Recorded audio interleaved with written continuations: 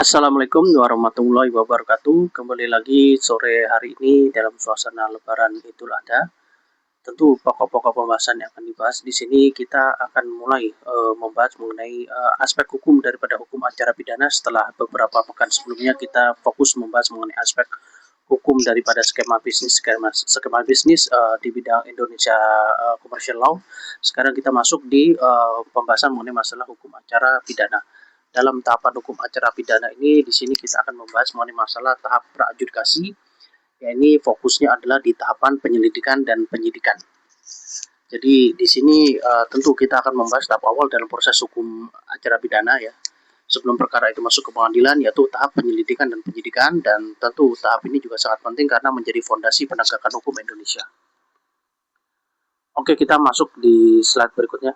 Apa itu hukum acara pidana? Tentu di sini adalah mengatur mengenai proses penegakan daripada hukum pidana, hukum materialnya, mengatur kewenangan daripada aparat penegak hukum, melindungi hak-hak tersangka, serta dasar hukum utama adalah KUHP. Jadi di sini adalah hukum acara pidana itu merupakan suatu aturan yang mengatur tata cara penanganan perkara pidana.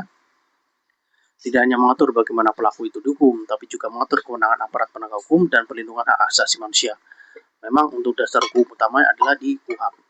Selanjutnya kita masuk di slide tahapan daripada hukum acara pidana itu ada 3. Yang pertama ini kita membahas masih di tahapan pra-adjudikasi, tapi kalau secara keseluruhan itu tahapan daripada hukum acara pidana itu ada tahapan pra-adjudikasi berupa penyelidikan dan penyidikan, tahapan adjudikasi yaitu di persidangan, dan tahapan pasca adjudikasi yaitu berupa upaya hukum dan eksekusi. Jadi dalam sistem pidana di Indonesia memang terdapat 3 tahap utama di atas. Jadi fokus presentasi tentu kita akan membahas pada tahap pra-adjudikasi terlebih dahulu. Untuk pengertian daripada pra-adjudikasi, yaitu merupakan suatu proses sebelum perkara diperiksa di pengadilan. Tentu di sini kita menemukan dugaan tindak pidana, ada tahapan juga mengumpulkan alat bukti serta menentukan daripada kelayakan perkara. Jadi di tahap ini merupakan proses awal penanganan perkara pidana sebelum diperiksa hakim di pengadilan. Jadi pada tahap ini aparat penegak hukum mencari fakta, alat bukti, dan menentukan apakah perkara itu dapat diproses lebih lanjut atau tidak. Di tahapan ini kita akan membahas mengenai masalah penyelidikan. Penyelidikan yaitu berupa mencari dan menemukan dugaan tindak pidana, merupakan tahap awal sebelum masuk ke tahapan penyidikan dan menentukan apakah perkara ini dapat ditingkatkan ke tahapan selanjutnya atau tidak. Jadi penyelidikan ini merupakan suatu tahap awal untuk mengetahui apakah suatu peristiwa merupakan tindak pidana atau bukan. Dalam tahap ini tentu aparat penegak hukum belum fokus mencari tersangka, melainkan memastikan ada atau tidaknya dugaan tindak pidana. Contohnya di tahapan penyelidikan ini masih berupa menerima laporan masyarakat, adanya observasi lokasi kejadian, maupun juga klarifikasi awal terhadap saksi. Dari bagaimana mengenai tujuan daripada penyelidikan ini, tentu tujuannya adalah memastikan adanya dugaan tindak pidana, mengumpulkan informasi awal, serta mencegah kesalahan proses hukum. Jadi tujuan utama di sini tentu adalah menghindari kesalahan proses hukum. Jadi aparat penegak hukum memang harus memastikan bahwa peristiwa yang dilaporkan itu benar-benar mengandung unsur pidana sebelum naik ke tahap penyidikan. Tahap ini penting untuk mencegah proses hukum yang terlalu dini. Selanjutnya kewenangan daripada penyelidik. Tentu kewenangan daripada penyelidik ini adalah dia menerima laporan atau pengaduan, mencari informasi dan barang bukti awal, serta memeriksa identitas seseorang. Dalam penyelidikan tentu aparat memiliki kewenangan tersebut di atas, namun demikian kewenangannya adalah terbatas ya, baru sebatas menerima laporan, meminta informasi, memeriksa identitas, dan mencari bukti awal. Namun tentu kewenangan ini belum sekuat penyidikan karena belum masuk tahap penegakan hukum formal. Bagaimana mengenai masalah penyidikan? Tentu tahap selanjutnya dari setelah tahap penyelidikan, di tahap ini tentu ada kegiatan berupa mengumpulkan bukti agar tindak pidana menjadi terang benderang, menemukan tersangkanya, serta tahap formal dalam proses pidana. Jadi penyidikan ini merupakan tahap lanjutan setelah ditemukan dugaan tindak pidana. Pada tahap ini penyidik mulai mengumpulkan alat bukti untuk membuat terang perkara dan menemukan tersangkanya. Jadi penyidikan di sini bersifat formal dan memiliki konsekuensi hukum yang lebih besar. Untuk slide selanjutnya kita masih membahas yaitu mengenai masalah tujuan daripada penyidikan. Tujuannya juga di sini adalah cukup jelas, membuat terang tindak pidana sebagaimana yang disampaikan dalam slide sebelumnya. Ya, dan di sini juga mengumpulkan alat bukti serta mempersiapkan berkas perkara. Jadi tujuan penyidikan di sini kalau kami sampaikan kembali, memang di sini adalah membuktikan adanya tindak pidana, menemukan pelaku, menyusun alat bukti, mempersiapkan berkas perkara untuk jaksa. Jika bukti dianggap cukup, perkara akan dilimpahkan ke penuntut umum. Dan kalau sebelumnya kita sudah membahas mengenai masalah wewenang penyidik, maka wewenang penyelidik, maka di sini kita membahas mengenai wewenang daripada penyidik. Wewenang daripada penyidik itu adalah dia dapat melakukan penangkapan, penahanan, penggeledahan dan penyitaan serta pemeriksaan saksi dan ahli. Jadi ada serangkaian wewenang karena menyangkut di sini hak asasi manusia. Jadi seluruh tindakan wajib dilakukan tentu sesuai dengan prosedur daripada KUHP. Jadi ada tindakan berupa menangkap, menahan, menggeledah maupun juga menyita barang bukti. Alat bukti dalam penyidikan, tentu di sini alat bukti dalam penyidikan masih merujuk kepada ketentuan KUHP yang lama ya. Jadi ada keterangan saksi, ahli, surat petunjuk dan keterangan terdakwa. Dalam praktik modern tentu bukti elektronik juga saat ini di pemberlakuan daripada KUHP yang baru juga menjadi bagian penting, terutama dalam kasus cyber dan transaksi digital. Bagaimana mengenai hak tersangka? Tentu hak tersangka di sini walaupun berstatus tersangka, seseorang itu tetap memiliki hukum yang wajib dilindungi, seperti hak didampingi pengacara, hak memberikan keterangan tanpa tekanan, serta hak memperoleh perlakuan manusiawi. Prinsip utamanya adalah asas praduga tidak bersalah ya. Dan selanjutnya mengenai tahapan penangkapan dan penahanan.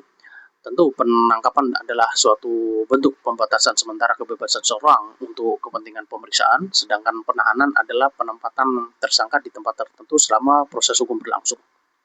Jadi kedua daripada kegiatan ini merupakan harus sesuai dengan prosedur yang diatur dalam KUHP serta tentu dibatasi oleh waktu. Jadi tindakan ini tidak boleh dilakukan sembarangan dan harus memenuhi syarat hukum. Selanjutnya mengenai masalah penggeledahan dan penyitaan. Tentu kalau kita bicara mengenai masalah penggeledahan dan penggeledahan ini dilakukan untuk mencari barang bukti, sedangkan penyitaan dilakukan untuk mengambil benda yang berkaitan dengan tindak pidana. Jadi keduanya memang harus berlandaskan legalitas dan HAM. Karena menyangkut privasi dan hak milik, tindakan ini harus berdasarkan izin dan prosedur hukum. Bagaimana mengenai masalah SPDP? SPDP atau disebut juga dengan surat pemberitahuan dimulainya penyidikan, ini merupakan pemberitahuan resmi kepada kejaksaan bahwa suatu perkara telah masuk tahap penyidikan. SPDP ini penting untuk koordinasi antara penyidik dan jaksa, serta pengawasan perkara dan perlindungan daripada hak-hak tersangka. Jadi 3 poin utama kalau kita menyampaikan mengenai masalah SPDP, yaitu kami sampaikan kembali bahwa ini penting untuk koordinasi antara pihak penyidik dan jaksa, pengawasan perkara, serta juga perlindungan daripada hak-hak tersangka. Dan selanjutnya kita menyampaikan juga mengenai masalah penghentian penyidikan. Jadi tidak semua perkara itu berakhir di pengadilan, penyidikan dapat dihentikan jika bukti itu tidak cukup, bukan tindak pidana maupun juga perkara gugur demi hukum. Penghentian ini tentu dituangkan dalam bentuk SP3. Jadi ada beberapa poin-poin yang dapat dinyatakan bahwa suatu perbuatan pidana itu dapat dihentikan proses penyidikannya. Yang pertama adalah bukti itu tidak cukup atau bukan suatu perkara tindak pidana dan perkara itu gugur demi hukum. Adapun juga permasalahan dalam tahapan praadjudikasi di sini adalah ada beberapa hal, diantaranya kalau kami capture itu berupa salah tangkap, ada masalah mengenai masalah penyalahgunaan wewenang, ada bentuk kriminalisasi dan lambatnya proses penyidikan. Karena itu tentu kita semua mengharapkan adanya suatu integritas aparat dan pengawasan juga sangat penting. Dan di sini kami juga mencermati bagaimana peran daripada pra peradilan di sini adalah pra peradilan merupakan mekanisme kontrol terhadap tindakan aparat penegak hukum. Pengadilan di sini dapat menguji apakah suatu kegiatan-kegiatan yang merupakan kewenangan daripada aparat penegak hukum sebagaimana diatur di dalam KUHP itu terkait dengan masalah penangkapan itu apakah sah atau tidak, apakah kegiatan penahanan yang dilakukan itu sah atau tidak, dan bagaimana mengenai proses penghentian penyidikan itu sah atau tidak, dan juga mengenai proses penetapan tersangka tersebut sah atau tidak. Tujuannya memang di sini adalah perlindungan daripada hak asasi manusia. Tentu di sini peran peradilan merupakan kontrol terhadap kewenangan daripada aparat sebagaimana yang diamanatkan di dalam KUHP. Oke, kita masuk di slide kesimpulannya. Jadi tahapan peradjudikasi merupakan fondasi proses pidana, menentukan kualitas penegakan hukum dan harus profesional dan sesuai dengan KUHP. Jadi tahap ini juga menjadi bentuk keseimbangan antara penegak hukum dan perlindungan HAM. Oke, terima kasih. Mungkin di slide yang terakhir ini kita tutup ya mengenai pembahasan di tahapan pra-adjudikasi. Nanti di tahapan pra-adjudikasi ini tentu kita akan breakdown lebih detail lagi dalam pemaparan di video-video selanjutnya, atau nanti kita akan masuk di tahapan adjudikasi maupun juga pos adjudikasi. Demikian pemaparan yang kami sampaikan di sore hari ini. Wassalamualaikum warahmatullahi wabarakatuh.